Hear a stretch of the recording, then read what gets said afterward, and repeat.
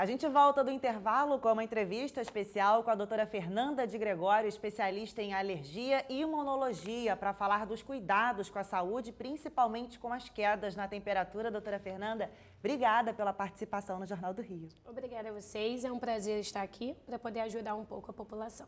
Doutora Fernanda, então vamos começar falando desse friozinho, né? As temperaturas baixaram aí, os cariocas não estão muito acostumados com isso. Então, que cuidados, né, nesse primeiro momento com esse frio inesperado, antes do previsto, as pessoas devem ter com a saúde? Isso, na verdade a gente tem que ter um cuidado geral com toda a população. Uma das coisas muito importantes é a gente lembrar de se agasalhar e retirar esses casacos, esses cobertores sempre antes para poder lavá-los, porque senão pode acabar até piorando os quadros respiratórios. Também acho que vale muito a pena a gente pensar numa boa alimentação, em sopas, chás, comida que acabam aquecendo um pouquinho a gente, né? Sobre roupas também. Tem que ter muito cuidado para não usar roupas muito apertadas, porque nesse frio pode causar um edema e isso pode piorar muito. Não esquecer de fazer atividades diárias, uma boa massagem também para evitar aquele acúmulo, né, de edemas, fazer a circulação funcionar bem. São algumas coisas que já mudam bastante e são coisas que dá para todo mundo fazer, né? Doutora Fernanda, você atende crianças, adultos, né? E a gente sabe que muitas doenças aparecem com frequência nesse período de tempo com frio, né? Asma, bronquite, bronquiolite. Eu queria até que você explicasse a diferença, porque há uma diferença em relação às idades das crianças, né? Isso, na verdade, todo mundo pode ter qualquer uma dessas doenças. Vale a pena a gente frisar sempre a diferença entre uma e outra. Quando a gente fala de bronquiolite, a gente fala de crianças menores de 2 anos. E daí a gente está vendo emergências, inclusive, lotadas de crianças. Quando a gente fala de bronquiolite, é o quê? É um quadro viral. Então a gente vê aquela criança que começa sempre com uma coriza, uma secreção e acaba evoluindo para um cansaço respiratório. E é, de fato, uma emergência, tá? Quando a gente fala de asma, de bronquite, é um quadro que a pessoa já tem mais cronificado. Então é uma coisa pior que nessa época do ano, decorrente a estar frio, tem uma maior proliferação de poeira no ambiente. Então pode acabar que o paciente pode ter uma crise. E daí o que é? Também a falta de ar, também fazer um esforço respiratório e, no geral, esses pacientes já têm os seus resgates quando eles são acompanhados. Lembrando que não é viral, então não causa febre, né? Então é o quadro mais rotineiro. Já quando a gente pensa num quadro de pneumonia, a gente pensa mais num quadro que pode ser tanto viral quanto bacteriano. Então a gente também vai ter a tosse, também vai ter a falta de ar, só que também pode ter febre. E aí é muito importante a gente lembrar o quê? O Covid também não acabou, né, gente? Então, para diferenciar qualquer uma delas do Covid, a gente tem que fazer o teste, não pode abandonar essa causa.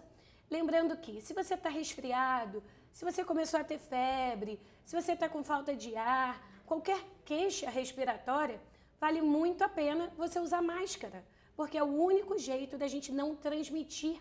A partir do Covid para cá, a gente pegou muito esse hábito. Então é muito importante a gente usar máscara para não transmitir quadros virais respiratórios para outras pessoas.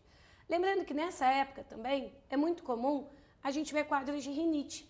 E daí a gente tem que ter muito cuidado, porque começa com aquele quadro respiratório, aquela coriza, espirro, congestão nasal, e aí todo mundo fica pensando, é Covid, é rinite, é bronquite, o que é afinal?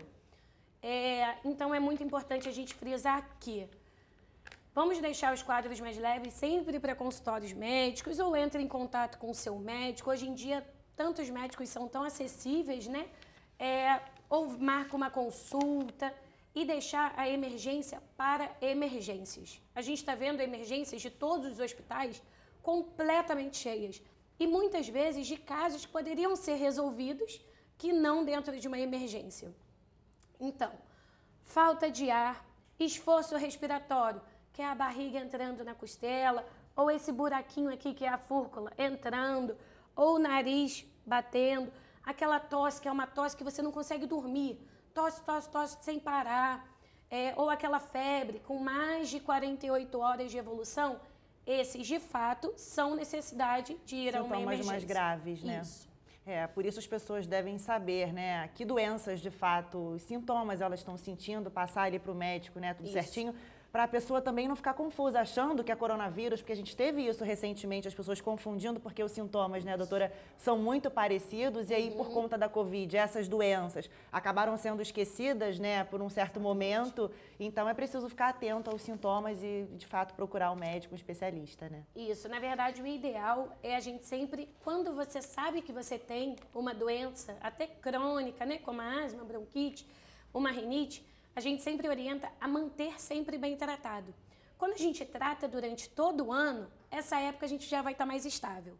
Quando a gente não trata, essa época do ano está todo mundo com um monte de sintoma e às vezes não é gripal, às vezes não é viral e às vezes é só alérgico. Só que a gente não pode esquecer de duas coisas, que o Covid não acabou e que a gente tem que usar máscara para não passar para os outros.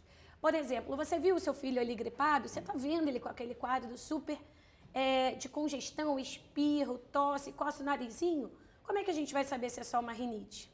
De fato, para os pacientes que não têm ali o teste adequado, tudo adequado, tem que ser feito os testes que eu digo virais, até de influenza, que a gente vê pra caramba. Ressalto também a importância da vacinação.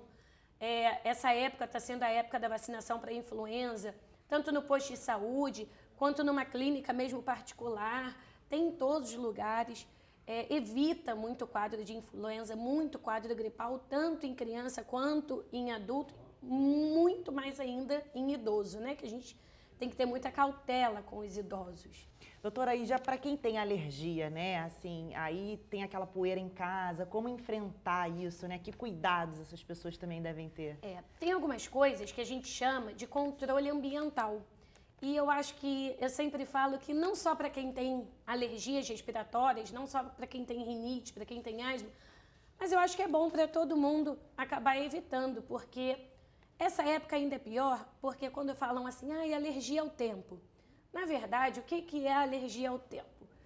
Quando tem essa mudança de tempo, tem uma maior proliferação de poeira. E com essa maior proliferação de poeira, quem de fato é alérgico fica super congestionado com aqueles sintomas todos que a gente já conhece. Então tem algumas coisas que a gente faz que melhora em casa, que já melhora muita coisa. O que é? Evitar o uso de vassoura. Quando a gente usa a vassoura, a poeira sobe e ela fica ali até 12 horas. Evitar o uso de produtos de limpeza muito forte, com cheiro muito forte. Priorizar mais uso de álcool para limpar a casa, ou então produtos em pasta, em gel. Evitar o uso de ventilador de teto, porque ele bate no chão, a poeira também sobe. Então, usar mais aqueles ventiladores de chão que a gente levanta e mantê-los sempre limpo. Cachorrinho e gatinho são maravilhosos, quem não ama, né?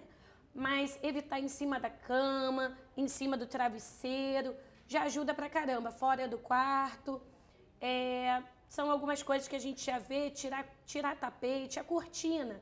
Claro que a gente não vai ficar sem cortina, mas usar um blackout, ou então uma persiana que dá para passar um paninho úmido ali e sempre vai estar tudo limpo. Então, na verdade, às vezes a gente peca achando que está deixando tudo muito limpo, quando na verdade está fazendo a poeira subir ou está deixando o cheiro muito forte. E para paciente alérgico, isso de fato é um desencadeante, então piora muito.